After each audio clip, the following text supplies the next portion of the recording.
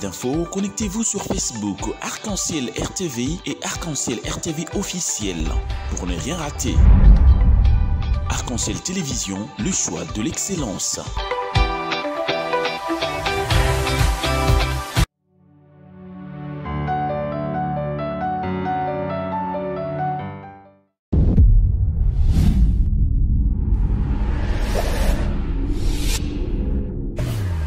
Merci, monsieur. Merci à vous tous qui nous regardez.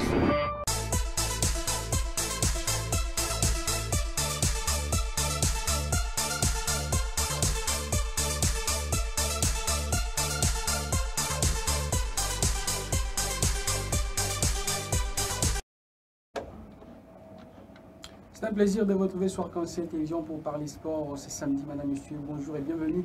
Au menu, c'est samedi, on va parler du lancement de la Ligue nationale de football dans sa 29e édition avec deux forfaits déjà enregistrés et 3 victoires enregistrées par rapport à cette première journée qui continue, bien évidemment.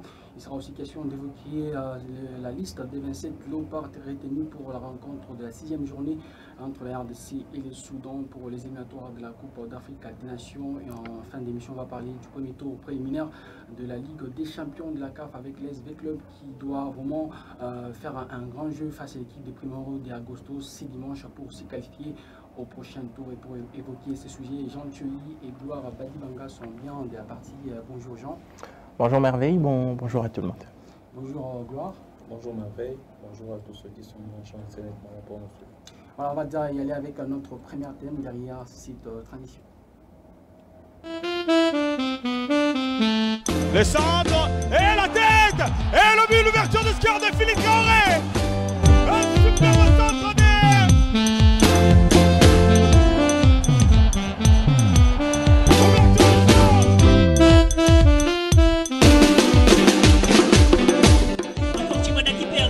Attention la frappe de Chimanda, incroyable ce but, incroyable. Hugues Chimanda, c'est excellent.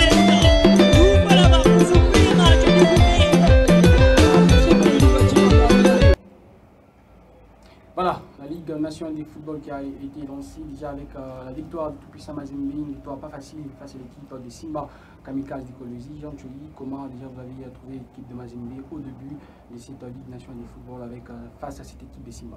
Ça promet, c'est prometteur de voir les TP jouer sur terrain après un très long moment. Et il faut le dire aussi que c'est une équipe qui a beaucoup plus travaillé ces derniers temps à régénérer son effectif. On a apporté un nouveau coach, il y a des joueurs qui sont venus presque à tous les postes. Et effectivement, c'est qu'on est en train de vouloir prendre un nouvel élan pour essayer de se créer la façon de faire et la façon de finir. Et puis en face, il y avait une formation de Simba très déterminée. Ce qui est vrai, qui est aussi poussé par un public qui est venu en masse répondre présent à l'appel de la coordination des supporters. Et puis, d'un côté, ils ont aussi un bon entraîneur, Daoula Lupembe, qui est un fin tacticien qui connaît les footballs congolais et puis les footballs africains en général, qui a pu, avec les peu de temps qu'il a passé avec ses joueurs, essayer de faire quelque chose qui a mis Mazembe en difficulté pendant un certain moment. Mais voilà, il faut être un dieu, il faut être impuissant pour tenir un échec en début de saison, les tout-puissants Mazembe. Mais à voir ce que j'ai vu, c'est prometteur. Il y a quand même des automatismes qui fonctionnent très bien, des paires qui répondent jusqu'à présent. Gloire Badibanga, comment vous avez trouvé l'équipe de Mazembe déjà face à cette équipe de Simba? Une victoire pas facile.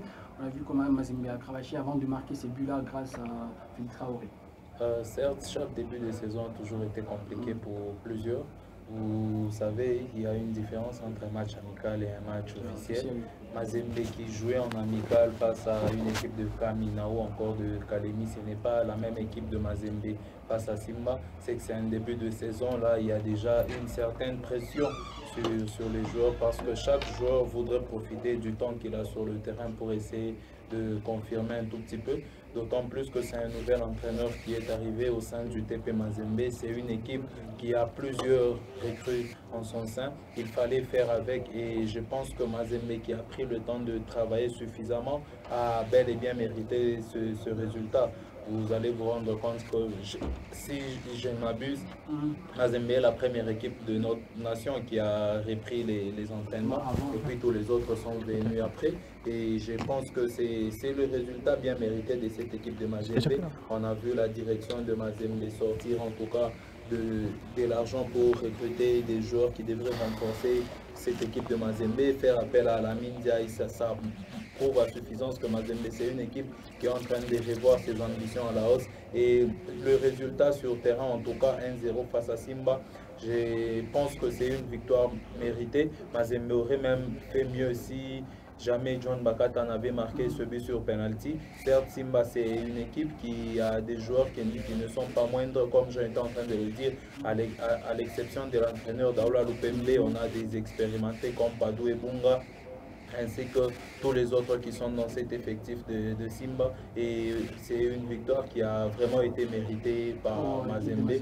Oui, c'est quand même une récompense de tout ce qu'ils ont fait. Quand vous regardez le temps qu'ils ont mis à préparer cette saison et les résultats qu'il y a sur le terrain, moi je pense que c'était bien mérité. Et on revient sur ce que vous avez évoqué ici par rapport au joueur John Bakata qui rate les penaltys et le remplaçant qui vient, Jean Chouyi, c'est lui qui marque le but. Et on va dire il est en train de perdre peut-être une petite place dans cette équipe de Mazembe par rapport au poste d'avant-centre. Déjà au début comme ça, vous ratez, après c'est lui qui rentre, qui met le but décisif pour l'équipe. Non, effectivement, ça fait partie d'un match de football. C'est tout à fait évident que c'est pas... Ça ne veut pas dire que c'est un début, tu as toutes les opportunités, il faut les mettre au fond. Il y a des joueurs qui prennent un peu de temps, un peu de... Par rapport à la confiance. Effectivement, c'est les coachs qui l'a aligné, qui a vu quelque chose en lui, mais cette chose-là peut aussi se faire attendre petit à petit. Mais il faut le dire, John, ça n'a pas commencé cette saison, même la saison dernière. Ça a toujours été pour lui difficile, dans le moment décisif, à sortir les grands jeux ou à mettre les gestes qu'il faut ou à poser l'acte qu'il faut pour que les TP Mazembe puissent en bénéficier. Moi, je pense que c'est un côté que l'on devrait un peu plus aujourd'hui travailler avec tous les staffs techniques parce qu'il y a quand même des gens qui les connaissent mieux comme Pamphile, Miao et tout consort. Ils connaissent les valeurs intrinsèques qu'a ces joueurs. À ça, il faudra maintenant peaufiner ces côtés-là, essayer de l'apprendre à se produire dans la cour des grands. Je pense que ça pourrait être bénéfique, mais en parlant de place, c'est trop important dans ces Mazembe actuels parce qu'il y a un peu beaucoup plus de concurrence presque un peu partout. En plus, c'est un nouvel entraîneur qui arrive. Effectivement. Que vous confirmez, voilà, effectivement, c'est pour moi-même, je disais au début, le coach l'a vu, il sait quand même, il a une toute petite idée sur ce que Bakata peut faire parce qu'ils ont pris le temps de préparer cette saison. Mais s'il ne les confirme pas sur le terrain, c'est pas pour autant qu'on va te laisser toute une saison pour que tu le fasses. Donc en soi, c'est un motif de pression qu'il doit prendre en compte. Les staffs techniques et tout consort puissent aussi l'aider à franchir ses caps. Et dans notre explication à Kinshasa, l'équipe d'Emmanuel Magnon a aussi connu quelques difficultés, une certaine résistance face à l'équipe des Aigles du Congo, ancien JSK.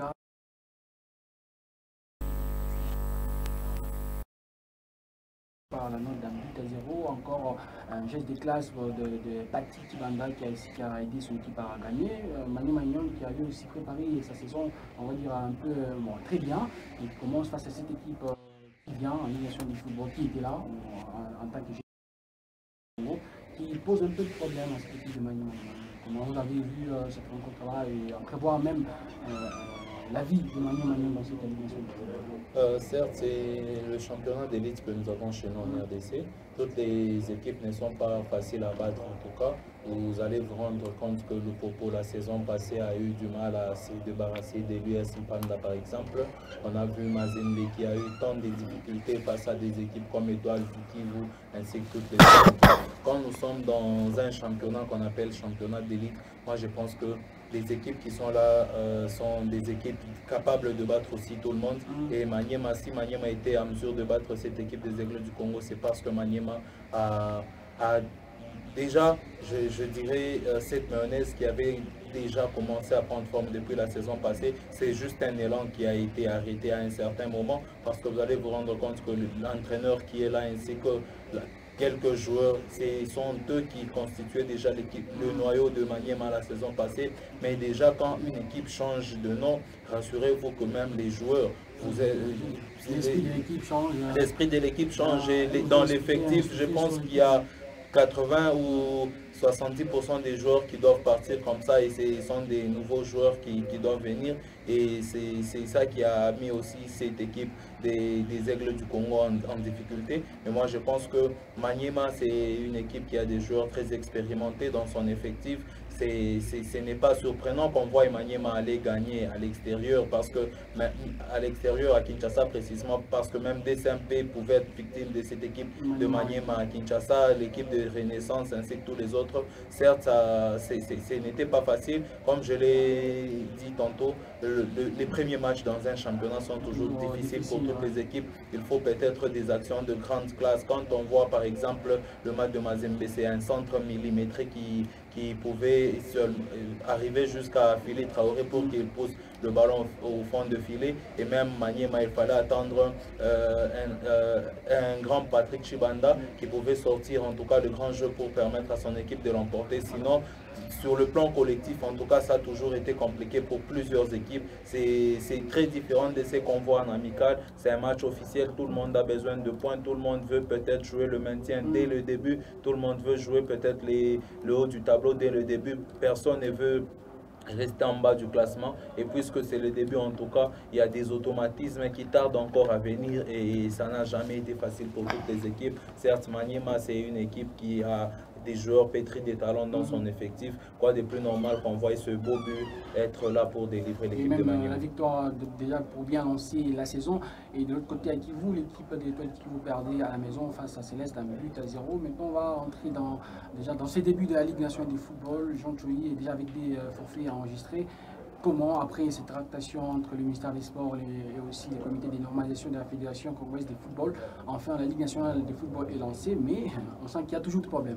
C'est une honte. C'est une honte. Honnêtement, je crois que ces genres de choses ne devaient pas exister dans notre football. C'est vraiment pour les biens du foot et du sport en général. Je me demande pourquoi est-ce que la décision prise par la FECOFA, ou ni même la formule proposée par cette dernière, doit faire sujet des débats. C'est elle l'organe technique, c'est elle qui comprend les besoins, qui sait ce que les clubs peuvent endurer pour faire tout un championnat. Et quand ils prennent des résolutions, c'est avant tout pour les bien-être de tous. Vous vous rendrez compte qu'aujourd'hui, au lieu que l'on pense à ce qui est sérieux, à ce qui va permettre à nos équipes qui représentent la RDC sur les plans continental, voire même à la sélection nationale de joueurs que l'on peut prendre, on passe notre temps à discuter sur les formats du championnat.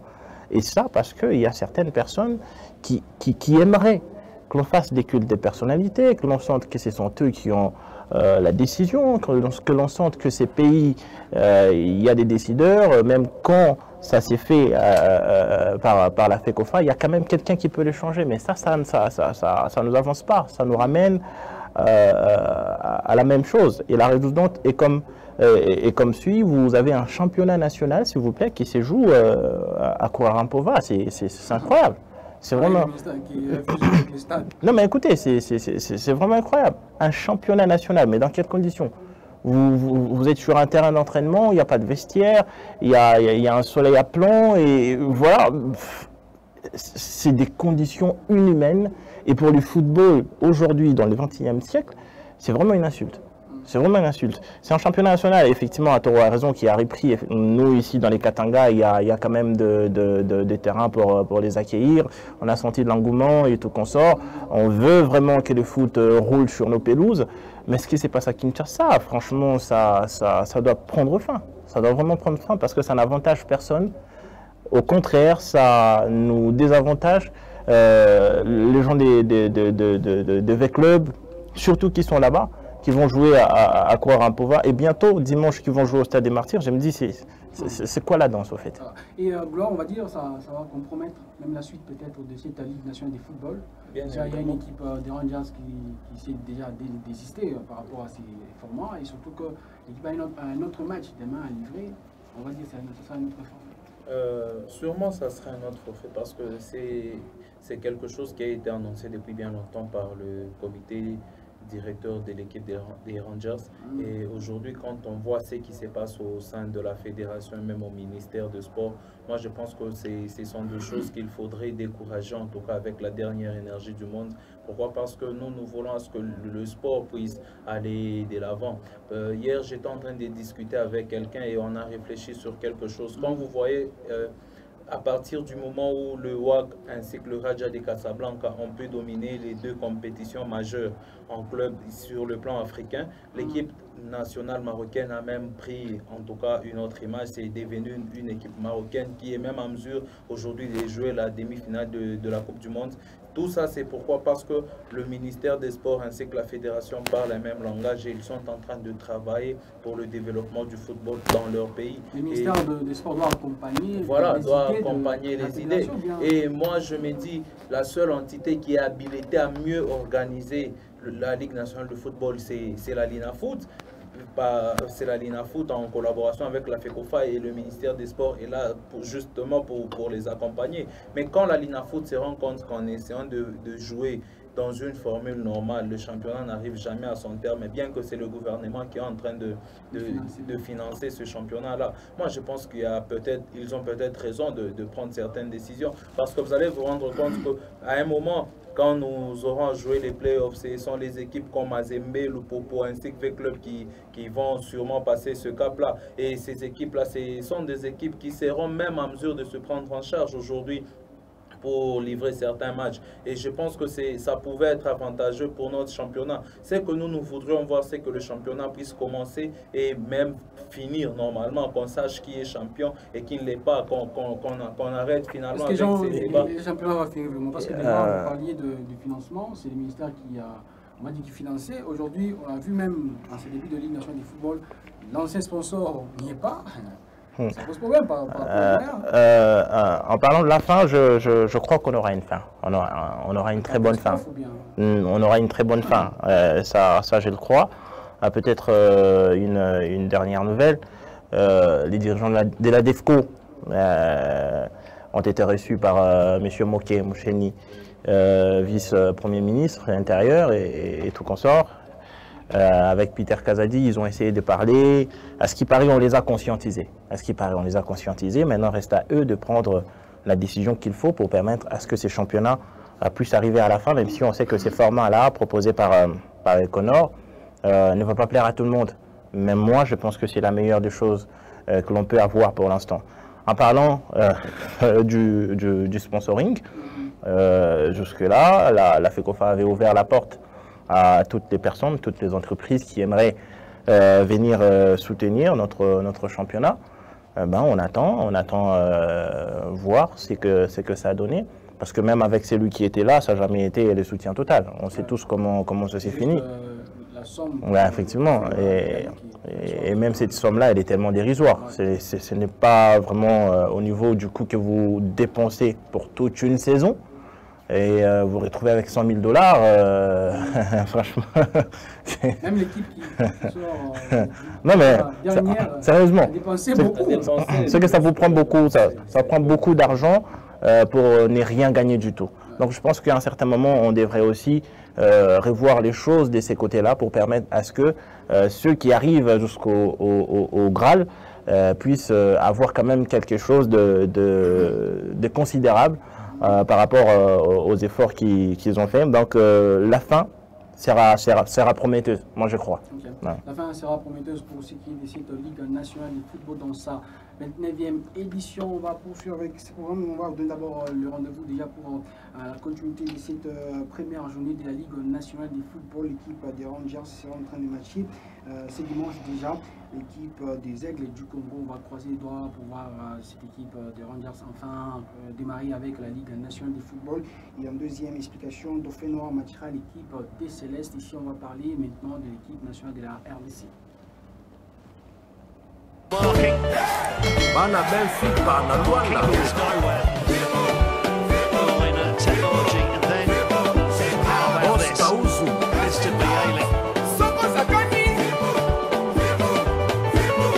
What a hit. left the keeper absolutely stranded. Nearly broke the net, hit it so hard. First ever international goal for the African side. Casimiro. Voilà, Sébastien Desabre a sorti sa liste des 27 léopards. On va en parler en long et large. Et avant d'abord d'en parler, on va prendre d'abord la conférence déjà de Sébastien Desabre. Lui qui affiche ses ambitions et dit ses intentions, c'est pour se qualifier à la prochaine Coupe d'Afrique des Nations Côte d'Ivoire 2023. On va suivre Sébastien Desabre, on revient tout juste après. Notre attention, c'est de se qualifier à la CAN aujourd'hui. Ce n'était pas la même chose il y a un an, comme vous l'avez dit, parce qu'il fallait faire un exploit. On ne l'a pas fait, mais on est proche de le faire. Donc ce que je veux, c'est vraiment concentrer toutes les forces vives sur ce match du Soudan, faire un bon match, montrer qu'à Kinshasa et aux supporters, on a progressé, on est là, et qu'on peut passer à une autre étape. C'est ça notre... Si on se qualifie à la CAN, je dis bien si, parce qu'il y a un match à jouer, il faudra être bon.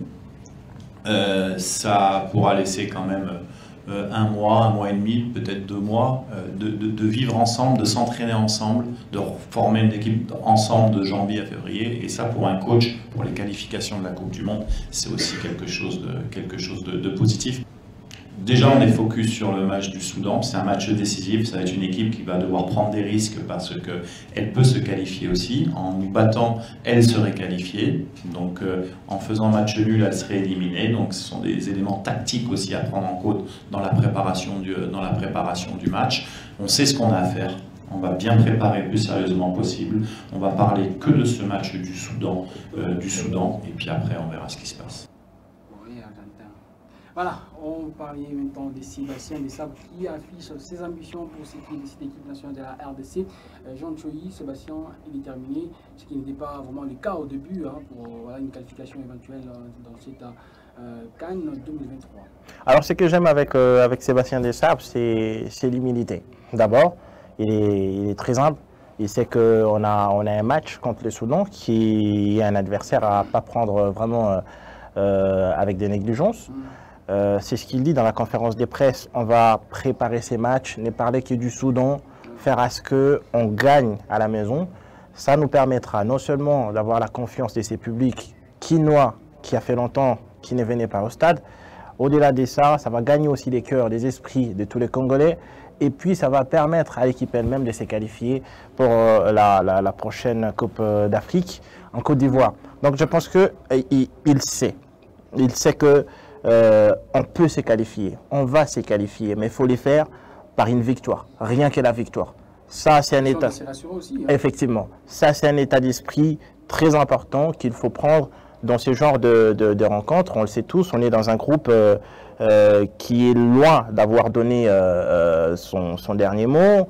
Il y a eu des contentieux de matchs gagnés par forfait par la RDC, il y a eu de rebondissements et tout consort. Alors, pour se sortir de ces groupes et s'éviter des problèmes, il faudra commencer par avoir une victoire à la maison.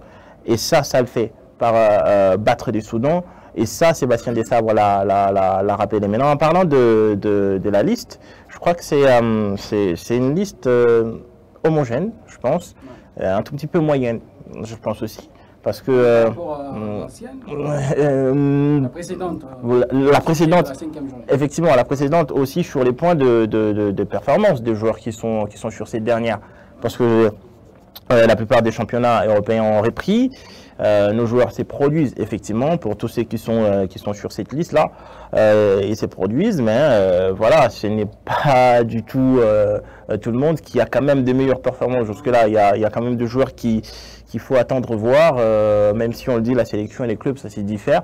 Mais voilà, lui-même, Sébastien Desabre l'avait dit une fois, la sélection, c'est pour des joueurs qui sont performants. On prend des joueurs qui ont beaucoup de jus dans leur club, et avec eux, on compose et on part chercher un bon résultat. Mais avoir cette liste-là, en parlant d'abord des attaquants, il y a Mayele qui n'a joué aucun match avec Pyramide.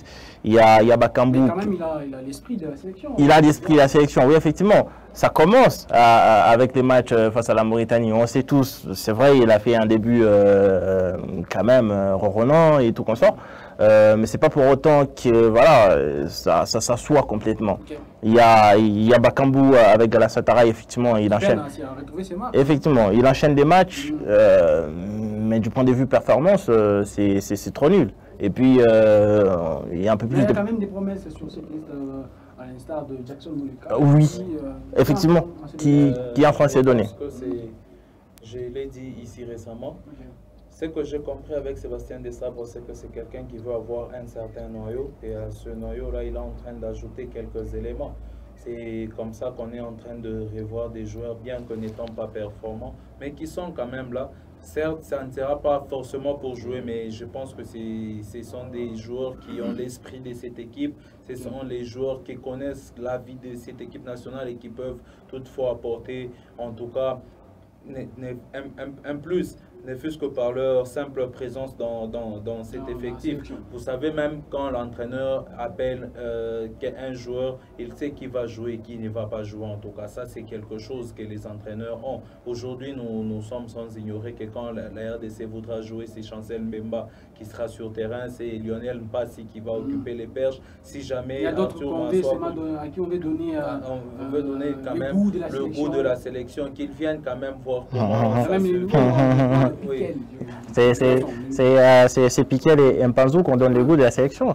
Bon, en parlant d'eux, oui, en parlant d'eux, ça va, mais les autres connaissent la sélection, ils savent c'est quoi, c'est quoi les lots. J'étais en train de dire, c'est que Sébastien Desabre, c'est quelqu'un qui veut avoir un certain noyau, parce que quand vous regardez la liste aujourd'hui, nous sommes à la 6e journée. Depuis qu'il est arrivé jusqu'à ce jour, c'est 80% des noms qui sont en train de revenir comme ça à chaque fois qu'il est en train de faire appel aux joueurs. Il y a des petites modifications, c'est comme ça que je parle de 80%. C'est que c'est quand même la majorité, ce sont des joueurs qui ont été là depuis que Sébastien Desabre est arrivé jusqu'à ce jour. C'est quelqu'un qui veut avoir ce noyau-là, en tout cas, une équipe qui a des automatismes de joueurs qui peuvent aujourd'hui jouer, procéder par de courtes passes même. Voilà. Son grand contrat. Il prépare son grand contrat de la Coupe du Monde. Et ça, il a dit, oui.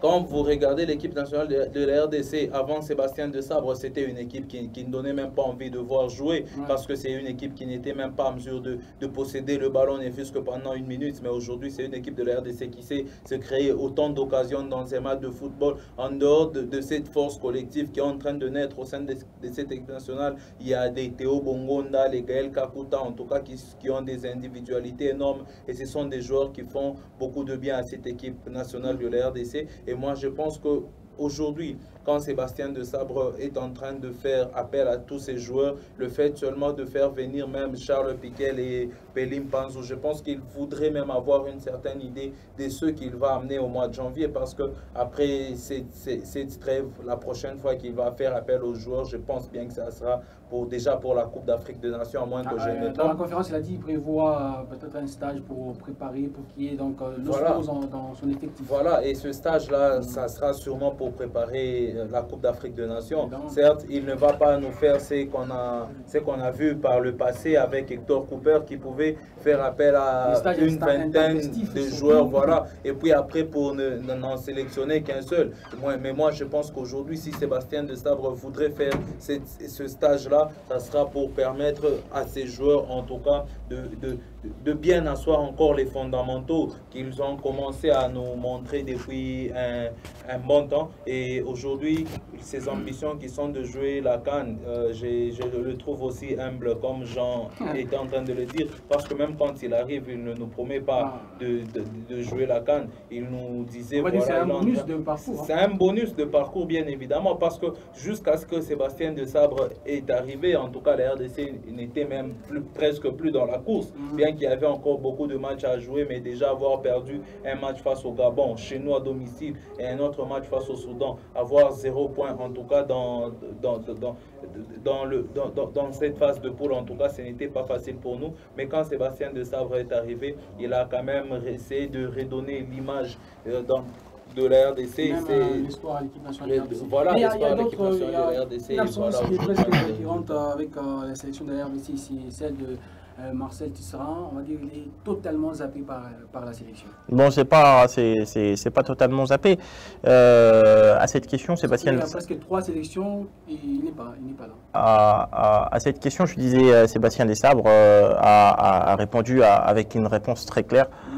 C'est que Tisserand, il fait des bonnes choses. Il fait de bonnes choses avec Etifak. Il joue, il est présent, il est régulier. Mais on ne peut pas casser les rythmes, on ne peut pas casser l'élan qu'on a déjà pris en sélection, alors qu'il y a d'autres joueurs bons à ces postes-là qu'on peut composer avec, privilégier, essayer de bien faire pour ramener Tisserand en sélection. Qu'il continue à faire ce qu'il fait, dès qu'il est bon, dès qu'il y a des ouvertures, on peut voir comment les reprendre, l'éjecter. La sélection, elle est ouverte à tout le monde. Donc c'est un peu ça. Moi, je suis tout à fait d'accord avec cette façon de penser. Ça va permettre à tout le monde de ne pas avoir une place assurée en sélection. C'est que quand tu n'es pas bon, tu n'es pas bon. Si on s'en tient à tes arguments, on va dire, c'est presque la même chose avec l'ancien gardien de la RDC, ancien Joël Kassoumbo. Oui, effectivement. Qui perd petit à petit sa place. Oui, effectivement. Bon, vous savez, moi personnellement, je n'avais jamais été d'accord avec une place des titulaires des Joël Kassoumbo. Mais quand même, c'était lui qui était là. Dans cette équipe. C'est quand même lui qui il a sué. était là. Je pense que c'est comme on a toujours dit. À défaut du mieux, on s'est contente du peu. Ah, c'était lui les peu. Voilà. Bon, oui, je peux dire ça parce que quand je vois pas la phase, moi personnellement, c'était lui le meilleur joueur pendant les éliminatoires de la Coupe du Monde. Le meilleur joueur Léopard, c'était lui. Hein. Ce n'est que face à la Tanzanie qu'il nous a fait un match exceptionnel. Ça, je reconnais. Ce n'était qu'un seul match. Mais moi, je pense que ce match-là ne pouvait pas être suffisant. Et même aujourd'hui, quand vous essayez de voir Joël Kassoumbo, c'est un garçon qui n'encaisse plus qu'il est en train de jouer. Quand vous regardez ses statistiques avec son club de 2e division, il peut avoir encaissé 38 buts peut-être pour 17 matchs qu'il a joué. Et je me pose seulement une question, comment est-ce l'équipe qui est trop faible encore, c'est le gardien, mais même quand vous le voyez en sélection, bon peut-être, mais je ne suis pas trop sûr, parce que vous allez vous rendre compte qu'avec cette même défense, il y a des gardiens qui nous ont sorti des matchs extraordinaires. Aujourd'hui, je ne voudrais pas parler très vite de Lionel Mpassi avec ce qu'il est en train de jouer. On attend le voir autant de fois dans l'équipe nationale s'il sera en mesure de garder la même dynamique, s'il sera en mesure de nous sortir le match, un autre match XXL comme celui face au Gabon. En tout cas, mais pour l'instant, moi, je pense que Lionel Mpassi, voire même le niveau des championnats, parce que c'est lui qui joue en 2e division française et 2e division en Suisse. Je pense que c'est lui qui est en 2e division française et dans un niveau aussi élevé que celui qui évolue en Suisse. Là-bas, c'est plus des matchs. Voilà. Et quand vous avez un Lionel Mpassi qui s'impose dans son club comme ça, c'est que ce n'est pas un hasard, c'est quelqu'un qui mériterait peut-être sa place. Mais on attend voir dans les prochains matchs si c'est vraiment un garçon en mesure de garder les cages. Voilà, il a fait face au Gabon. Mpassi qui a fait un match extraordinaire face au Gabon. Le club aussi sera donc obligé de faire un match extraordinaire ce dimanche face à Primero d'Agosto pour se qualifier au prochain tour de la Coupe de la Ligue des Champions de la CAF. Oui, on va à présent parler de l'ASV Club de Kinshasa.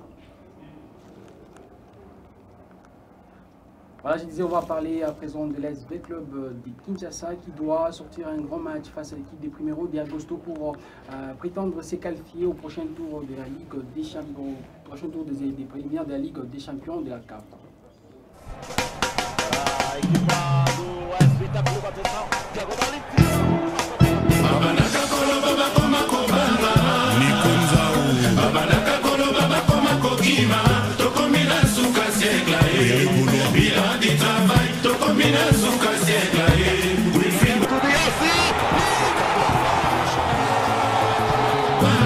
Laurent Lorenzo, l'homme de l'année.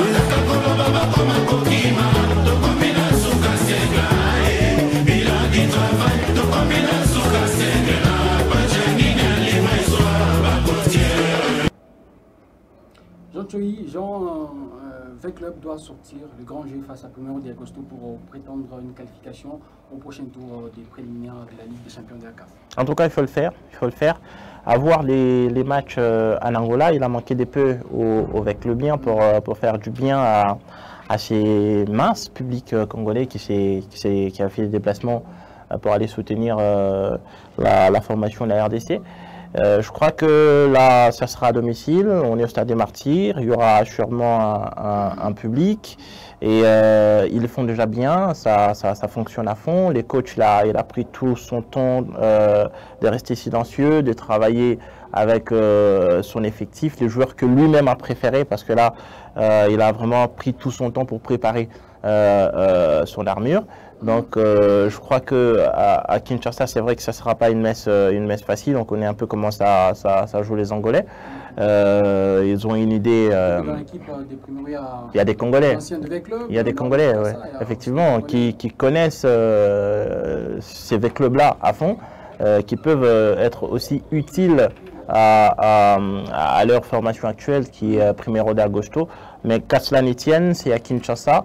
Je sais, c'est que avec Club est à même défaire à domicile. C'est une équipe qui est incontrôlable quand ça joue et surtout quand ça joue bien, quand ça se connaît.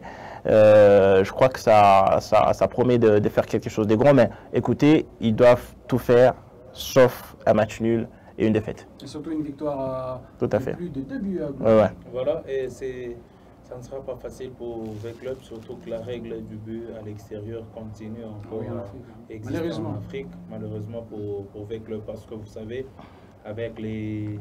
quand je vois cette équipe de Primeiro, vous voyez l'équipe de Primeiro venir à Lubumbashi jouer Mazembe. C'est une équipe quelquefois qui joue décomplexée même à l'extérieur. Et pour V-Club, en tout cas, je pense que c'est quand même une pression de plus. Vous avez déjà pris, vous êtes en retard d'un but, vous devez d'abord revenir et puis il faut marquer un autre but face à une équipe de Primeiro qui a des joueurs qui connaissent pratiquement bien l'équipe de l'SV Club et même le football congolais. Je pense qu'il y en a même qui se sentiront chez eux à domicile et c'est une motivation en plus pour cette équipe de Primeiro.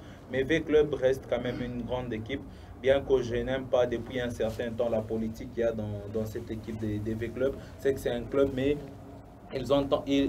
moi je me pose une question, est-ce que c'est un centre de formation, c'est vraiment un club qui a des ambitions pour gagner la Coupe d'Afrique des Nations? Parce que vous ne pouvez pas faire 2 saisons successives où vous êtes en train de libérer plus de 15 joueurs dans votre effectif et ce sont des joueurs qui doivent venir à quelques semaines, voilà, des matchs officiels pour essayer de reconstruire l'équipe. Et même, en tout cas moi je pense que si V-Club a même joué la phase de poule la saison passée, c'est parce qu'il y avait ces cadres-là, les Merveilles, Kikassa et tous les autres qui étaient encore là, les Marouf Tchaké, voilà, qui ont permis avec Club de... Il y a beaucoup de choses en parlant de ça, parce que avec Club, c'est un peu beaucoup de codes, c'est un peu beaucoup de joueurs de tel, de celui-ci a donné ceci, celui-ci a fait cela, et ça fait qu'à un certain moment, quand je ne suis pas content de ce que vous me réservez, je sais pas, comme part, je retire ce qui m'est dû.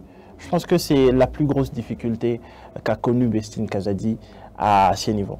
Voilà la raison pour laquelle il fallait maintenant laisser partir tous ces gens-là, se concentrer à son tour, essayer de reconstituer l'équipe et surtout avec les moyens de bord, il faut le dire. C'est vrai que c'est V-Club, ça reste les grands clubs, la capitale et tout comme ça, mais il n'y a pas assez de moyens conséquents pour payer tous les luxes du monde. Donc ils essayent de faire avec ce qu'ils ont et malheureusement l'année passée les résultats n'ont pas suivi, mais cette année à voir ce qui s'est fait, à voir au moins c'est cette petite concentration et l'envie d'essayer d'aller loin.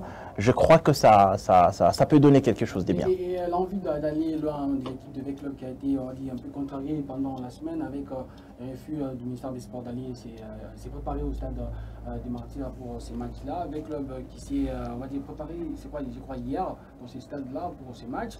Ça peut aussi être un bouton de moins pour l'équipe de l'ASV Club. Certes, ça peut être un bouton de moins pour l'équipe de l'SV Club parce qu'on venait de le souligner tantôt. Il y a des joueurs qui sont là, peut-être même dans ce stade de Martyrs pour la première fois. Certes, il y en a qui connaissent déjà le stade, mais quand on regarde l'effectif de V-Club, il y a plus de 50% des joueurs qui sont nouveaux et ils doivent maintenant reconnaître le terrain comme ceux des Primeiro ou encore même pas comme ceux des Primeiro, parce que dans cette équipe de Primeiro il y en a qui ont déjà été à Kinshasa, qui connaissent ce stade de Martyrs. Je pense que c'est c'est quand même quelque chose de pas bien pour l'équipe de l'ASV Club. C'est ça qu'on est en train de dire. Le ministère devait travailler en tout cas pour accompagner les équipes. Et je pense que ne fût-ce que pour ce match de la Coupe d'Afrique, puisque c'est quand même la nation qui est représentée, on pouvait quand même faire une mesure de grâce pour cette équipe de l'ASV Club qui pouvait occuper le stade de Martyrs toute la semaine. Question de permettre aux nouveaux venus, parce que l'équipe de V Club qui ne s'est même pas préparée à Kinshasa, c'est une équipe qui a fait son stage ailleurs, et tous les autres joueurs qui étaient en train, de rejoindre l'équipe dans son quiché. Et je pense que permettre à ces joueurs-là de prendre une semaine de préparation au stade de Martyrs, quelquefois même avec le public une seule fois, je pense que ça pouvait permettre à tous ces supporters de se familiariser avec les joueurs, parce que vous savez, le stade de Martyrs, il n'est pas facile à aborder pour un joueur pour la toute première fois. Et quand c'est un joueur que les supporters doivent découvrir seulement le jour du match, je pense que ça devient même compliqué pour les supporters de comprendre les joueurs, ce qu'ils voudraient faire, ou même pourquoi les choses ne sont pas en train de marcher aujourd'hui. Et je pense que c'est quelque chose qui ne joue pas en faveur des V Club. Certes, ça reste un match de football. En dehors de toutes ces choses, le plus important, c'est la préparation. Quand vous êtes conscient d'avoir perdu un match à l'extérieur et que vous devez gagner avec l'écart des 2 buts, vous vous préparez en conséquence. Quand vous êtes V Club, quand vous êtes professionnel, vous comprenez que toutes ces choses-là peuvent arriver, en tout cas dans un parcours, mais le plus important, c'est de rester focus sur votre travail. Je pense que Raoul Chungu, qui est très expérimenté, qui connaît le football congolais, qui sait tout ce qui se passe, en tout cas dans le milieu sportif en RDC, il a le discours qu'il faut pour remobiliser ses troupes et permettre à cette équipe de V-Club de faire le match qu'il faut. Jean, un petit pronostic? Jamais été bon dans des pronostics, hein, mais ce qui est vrai, on s'y met quand même, mais je crois que avec toute cette mobilisation derrière, le club va gagner, peut-être un 2-0, pourquoi pas, à la maison, 2-0. À la maison, oui, ça peut le faire. Bon, je vois avec le club gagner. Le score, je ne sais pas le déterminer, mais je vois avec le club gagner. Gagner, c'est qualifié. Il faut choisir entre les deux. Hein. Ah oui, effectivement. Vous pouvez gagner. Moi, je parle seulement des gagnants. Vous gagnez 2-1 et puis vous ne passez pas. On était dans des draps pas confortables. On dit merci Jean d'être passé dans cette émission pour voir aussi ces arguments aussi riches. Merci beaucoup Merveille, merci à Gloire. Les salons des sports c'est chez nous, donc on est content d'être là régulièrement. Merci Gloire. Merci Merveille, merci à Jean, merci à tous ceux qui nous ont suivis. À vous, on dit merci aussi de nous avoir suivis. On va donc se retrouver les samedis prochains avec le même et réel plaisir.